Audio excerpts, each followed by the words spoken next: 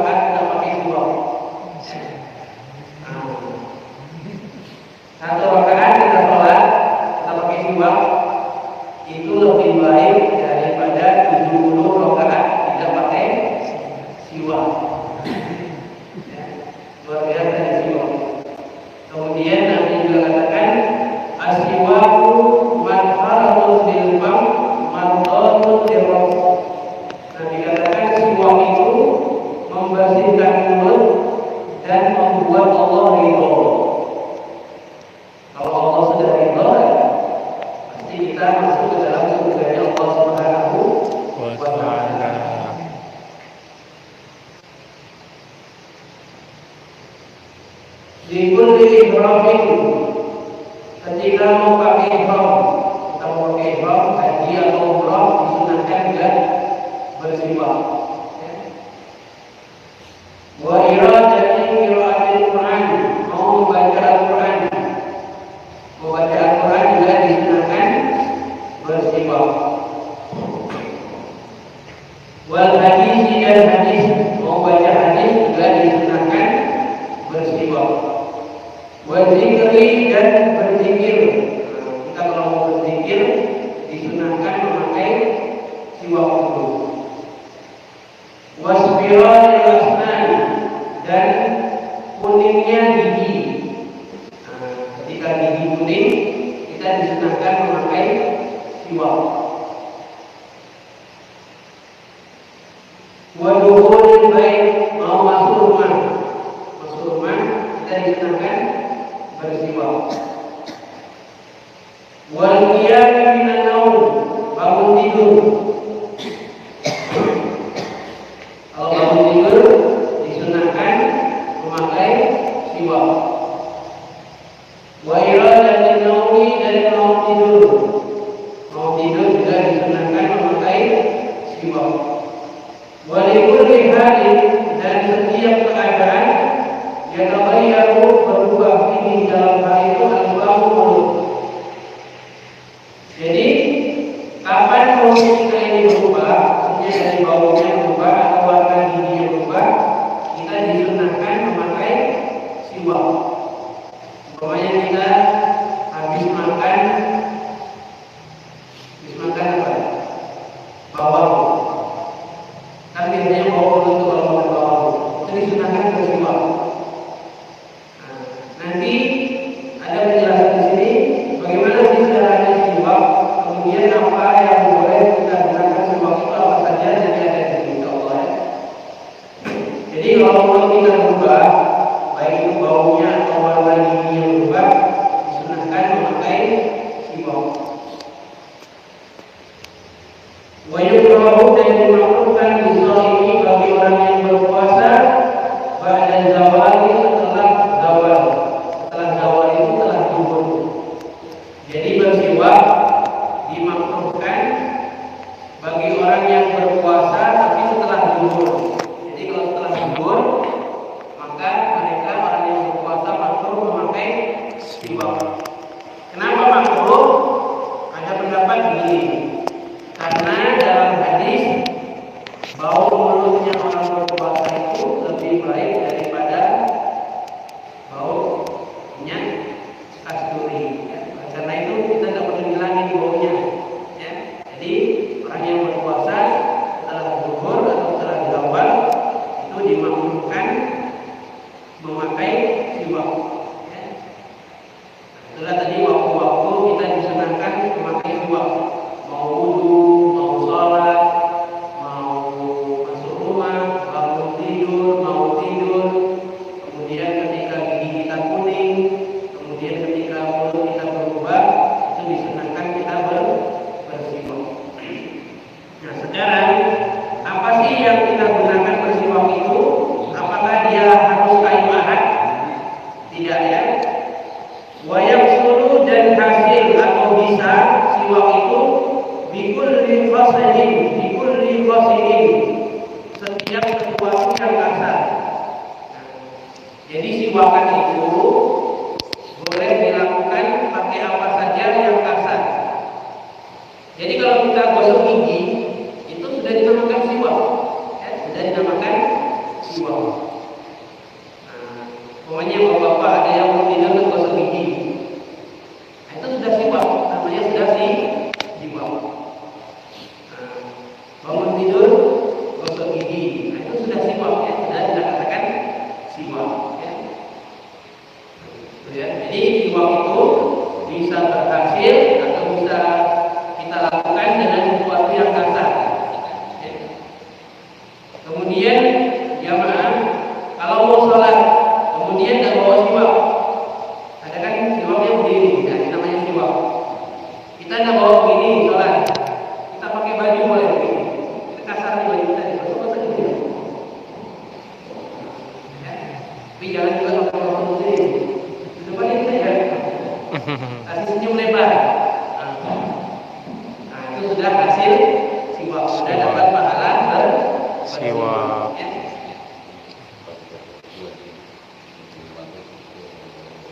Ya.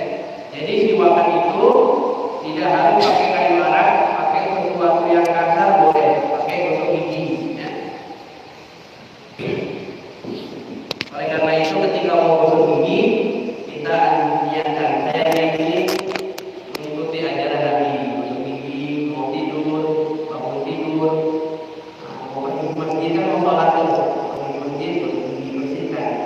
Ya. Mau wudhu kalau di rumah, mandi gosok gigi langsung wudhu. Itu dapat kesunahan. Lalu gigi tidak boleh pakai jari. Nah, jadi tidak boleh ya gosok gigi pakai jari. Hukumnya makruh. Nah, kadang ada orang gitu kan wudhu, umur langsung gosok gigi. Hukumnya makruh. Tapi kalau pakai jarinya orang lain boleh. Nah, kalau pakai jari sendiri makruh, kalau pakai jarinya orang lain boleh, tidak makruh. Semuanya ada bapak-bapak di sini. Ada istri saya minum jari dulu, gosok gigi. Boleh begitu ya. Walarang adapun kayu arang, yang seperti ini namanya kayu arang. Nah, ini namanya kayu arang. Aula itu lebih utama. Jadi bersiwakan itu lebih utama menggunakan kayu arang. Nah, ini beli kalau di pasar harganya 15.000 atau 20.000. Yang kecil ya. Nah, bapak-bapak kalau ke Tanjung kalau kesempatan beli siwak. Kita niatkan ketika bersiwak itu menghidupkan sunnah Nabi. Nabi katakan man ahya sunnati faqad ahabbani wa man ahabbani kana ma'i fil jannah. Kata Nabi, siapa orang yang menghidupkan sunnahku maka dia mencintaiku, dan barang siapa yang mencintaiku akan bersamaku di dalam surga. Nah, salah satu kesunahan Nabi yaitu kita memakai siwak. Memakai siwak. Ini murah. 20.000 mulai kecil-kecil di pasar kan. Kita tadi dikatakan satu rakaat pakai siwak lebih baik daripada 70 rakaat tidak pakai siwak. Kemudian dalam hadis ini dikatakan setan itu lari. Kalau ada orang siwakan, setan lari. Ya, setan lari. Kemudian ada juga riwayat siwak ini memudahkan dicabutnya nyawa. Dimudahkan dicabutnya nyawa. Dalam hadis ketika Rasulullah SAW mau meninggal sudah dalam sakaratul maut, minta disiwakin, minta apa disiwakin. Nah, jadi Nabi ketika mau meninggal itu disiwakin sama Aisyah, disiwakin. Itu oleh karena itu pendapat ulama bersiwak ini kalau ada orang sudah nazar mau sakaratul maut untuk bersulat katanya sulit meninggal, kita siwakin pakai siwak. Nah, insyaallah itu memudahkan dicabutnya nyawa. Kemudian siwak ini juga bisa menghindari dari buku. Nah, kalau ada orang buku itu pakai siwak, insyaallah bukunya tidak parah ya. Siwak. Banyaklah keutamaan siwak ini. Kalau kita pakai banyak keutamaannya. Jadi bersiwak itu bisa hasil pakai apa saja yang kasar. Gosok gigi boleh. Gosok gigi itu sudah kasar ya, boleh. Pakai baju ini kasar boleh. Tapi yang lebih utama pakai kayu arang. Ya. Summan nahri, kemudian pelepah kurma. Ya. Kalau ada pelepah kurma kita buat siwak boleh. Nah, atau bapak-bapak ini ada yang mau buat pakai bambu boleh. Atau kebun ada bambu ukuran segini, nah ini sudah siwak. Pakai ini. Cuman kalau di sini kan diketawakan orang apa ini pakai kayu. Padahal itu sunnah Rasul. Jadi orang mesti belum paham, belum mengerti, belum kenal arti siwaknya.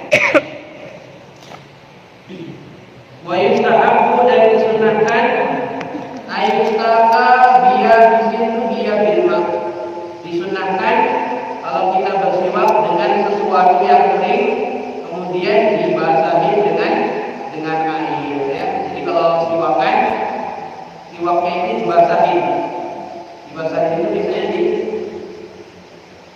di apa namanya? Kalau siwak kita kering gini kan, kita masukkan mulut, kita basahin dulu, baru kita pakai. Nah, gitu ya. Jadi siwaknya disunahkan kita basahin dulu, terus kita masukkan mulut gini, baru kita pakai gini. Nah, gosok gigi juga begitu, kita basahin dulu odolnya, setelah odol dulu langsung baru kita gosok giginya. Kita juga tidak enakan gosok gigi langsung ada air gosok gigi, tidak ada odolnya, pasti rasanya lain ya. Nah, karena itu disunahkan kalau apa namanya bersiwak atau gosok gigi kita basahin dulu siwaknya itu ya. Paling tidak kalau gosok gigi kita odol. Nah, itu biar lebih nyaman dia ya. Wa yustaku ardon, dan bersiwakan itu secara melintang. Jadi kalau bersiwakan bukan begini, naik turun bukan. Jadi mereng kanan kiri begini.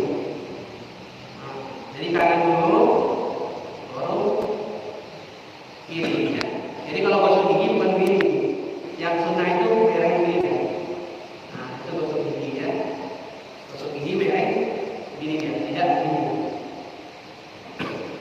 Kita gosok gigi gitu kan, kanan kiri kan, mereng ya. Tidak naik turun. Tapi ada juga yang orang naik turun. Jadi kalau siwakan atau gosok gigi secara mereng. Ini. Dulu kan yang kanan dulu, baru yang kiri. Ya. Illa min lisani, kecuali di lidah. Kalau lidah dia begini naik turun. Jadi kalau lidah tidak begini, jadi naik turun. Kalau lidah begini. Nah, itu lidah. Ya. Jadi lidah ini boleh juga digosok. Gosok gigi itu gosok lidah juga. Karena lidah tadi kadang ada apa namanya yang tebal-tebal menghilangkan rasa makan itu hilang kalau digosok. Nah, itulah tentang siwak ya. Jadi hadirin kalau ada waktu bertanjung beli siwak ya, niatkan menghidupkan sunnah Rasul dan keutamaannya banyak disebutkan para ulama. Di antaranya tadi itu kalau ada orang meninggal kita siwakin itu memudahkan dicabutnya nyawa. Kemudian siwak ini membuat Allah ridho. Ya, kalau Allah sudah ridho, itu sudah insya Allah kita jadi orang yang baik, orang yang selamat. Kemudian siwak ini juga bisa menjauhkan kita dari setan. Itu tentang siwak ya. Kemudian disunnahkan juga wa'ayudah dinahiban. Disunnahkan kita memakai minyak rambut. Nah, pakai minyak rambut hukumnya sunnah. Pakai minyak rambut kalau kita mau pergi dari rumah, keluar rumah pakai minyak rambut. Hukumnya sunnah. Nah, beli minyak rambut yang murah-murah saja, tidak perlu gaya-gaya ya. Tidak usah beli pomen. Beli yang murah-murah saja, minyak rambut mili atau apa yang murah-murah lah. Niatnya menghidupkan sunnah Rasul. Kita pakai minyak rambut. Kemudian disunnahkan juga, bukan sunnah pendapat ulama, kita meminyakin alis. Jadi alis ini dipakai minyak. Itu menghilangkan sakit kepala. Nah, alis ini dipakai minyak kita jangan diminyakin. Nah, diminyakin.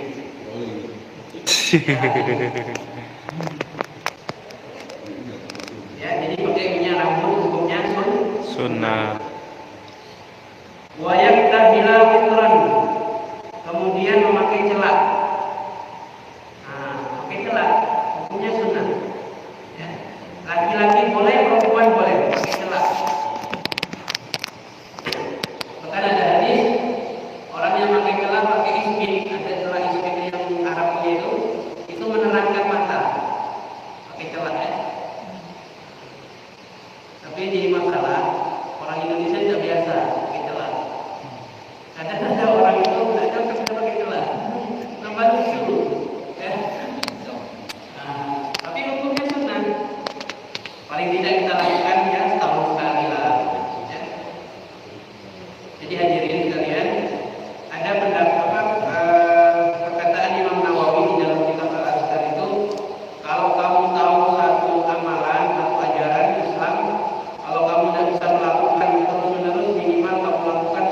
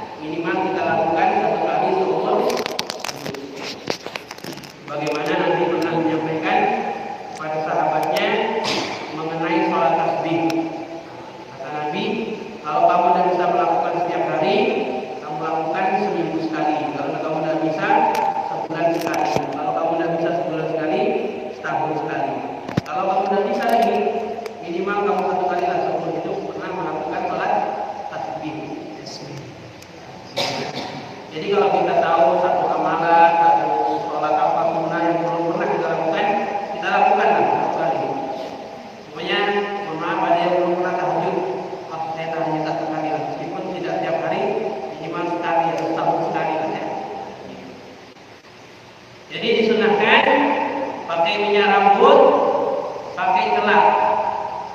Pakai celak ya.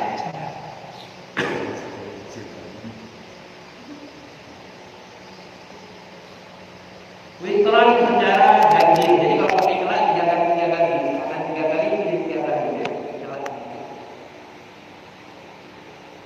Wa yuqassu syari' memotong kumis. Nah, ini sunnah hukumnya memotong kumis. Ya, jadi kalau kumisnya panjang dipotong. Ya. Kita waktunya potong di kumis. Kapan kita waktunya potong kumis? Kalau sudah menutupi bibir merah-merah bibir ini. Ya.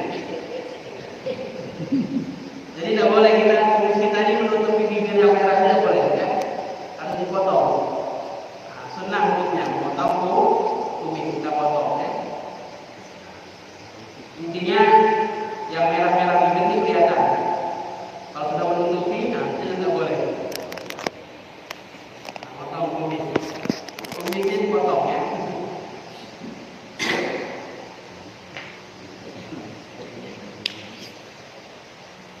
Wa yukallimu dhufra dan memotong kuku, sunnah hukumnya ya. Sunnah hukumnya memotong kuku. Jadi kita melakukan kebersihan itu sunnah. Kayak minyak rambut, kayak pakai minyak wangi itu hukumnya sunnah. Motong kuku hukumnya sunnah, motong kumis hukumnya sunnah ya. Nah, kalau motong kuku dari mana kita mulai? Dari kanan, dari sini. Ini ke sini baru baru kemudian dari sini. Jadi kalau potong kuku yang kanan dulu, baru yang kiri ya. Kalau kaki begitu juga, dari kaki kanan yang ujung ini paling ujung terus sampai terakhirnya ini. Jadi dari kanan dulu ya. Kalau kita potong kuku, sunahkan yang kanan dulu. Kapan kita potongnya? Hari Jumat atau hari Kamis ya, sunah potong kuku hari Kamis atau hari Jumat. Wa yatimul ibqa dan mencabut bulu ketiak. Nah, hukumnya sunnah. Mencabut bulu ketiak. Hukumnya sunnah. Oh, saya nggak bisa cabut sakit. Dicukur boleh ya. Cukur pakai pisau cukur atau pisau. Cukur bisa. Yang penting tujuannya bersih ya. Nah, kalau sudah rasa sudah panjang-panjang cukur ya. Sunnah hukumnya ya. Membersihkan badannya bulu ketiak juga. Ada orang itu sudah tak pakai baju jalan, bulu ketiaknya panjang lagi. Nah, kita bersihkan ya. Bulu ketiak ini kalau sudah bisa dicabut, karena orang kan nggak biasa, sudah lebat, sakit itu. Kita cukur saja pakai cukur. Nah, mungkin kita suruh orang ya. Nah, kita cukurkan sendiri ya, pakai pisau cukur. Sunnah hukumnya sunnah. Ya. Kemudian wa yuzilu sya'ral anak, memotong bulu kemaluan. Hukumnya sunnah. Minimal 40 hari sekali ya dicukur. Ada yang pendapat mengatakan kalau laki-laki dicukur ya, pokoknya dicukur 40 hari sekali. Ya. Laki-laki perempuan, pokoknya semua. Tidak harus laki-laki saja, perempuan juga ya. Dicukur, hukumnya sunnah ya.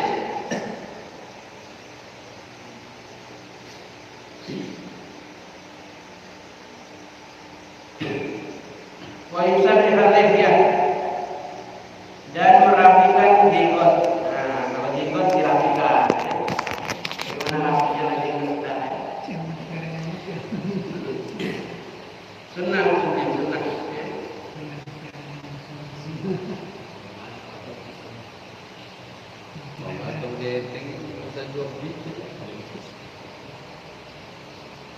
Ini dikatakan kalau potong bulu kemaluan itu, kalau laki-laki dicukur, kalau perempuan dicabut. Tapi ya sebisanya kalau tidak bisa dicabut dicukur ya. Kalau ketiak itu kalau perempuan dicukur, kalau laki-laki dicabut, sunnahnya dicukur ya. Cuman kalau tidak bisa dicukur kan tujuannya bersih ya. Dicukur ya.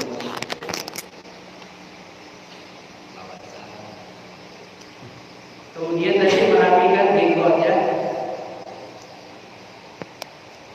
Wa yuqdimu syaiba bi umratin wa sufratin.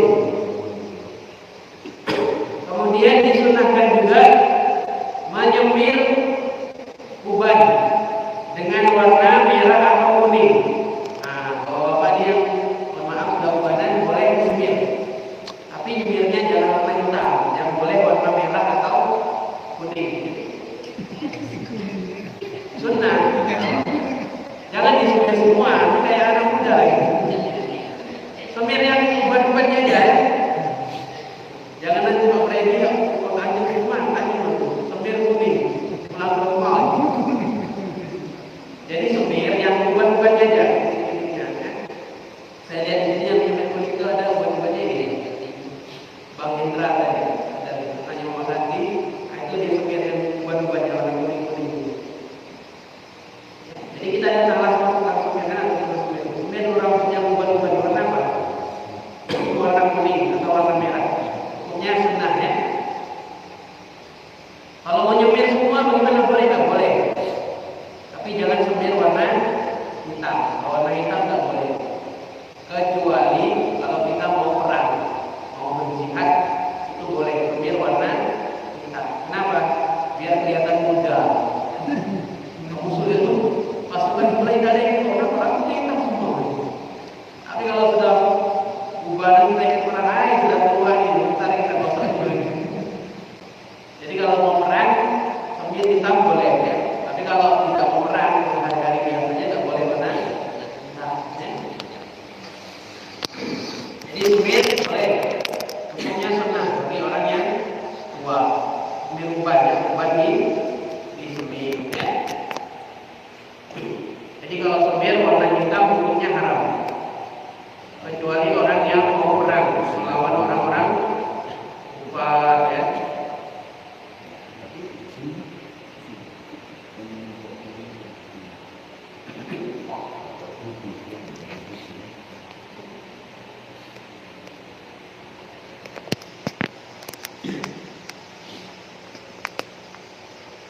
Wal mujawwajah yujiha wa yadaiha wa rijlaiha bil hina. Kemudian disunahkan kalau orang mau nikah, tangan sama kakinya dipakai apa? Henna. Sunnah hukumnya ya. Pakai henna. Kalau kita punya anak mau nikah, kita pakai henna tangan sama kaki ya. Bukan pinteknya henna ya. Sunnah hukumnya ya. Kalau mau nikah dipakai henna tangan sama kaki ya. Tapi yang perempuannya kayak gitu ya. Oh ya perempuan ya.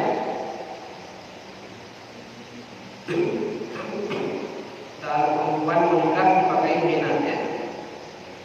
Henna kaki sama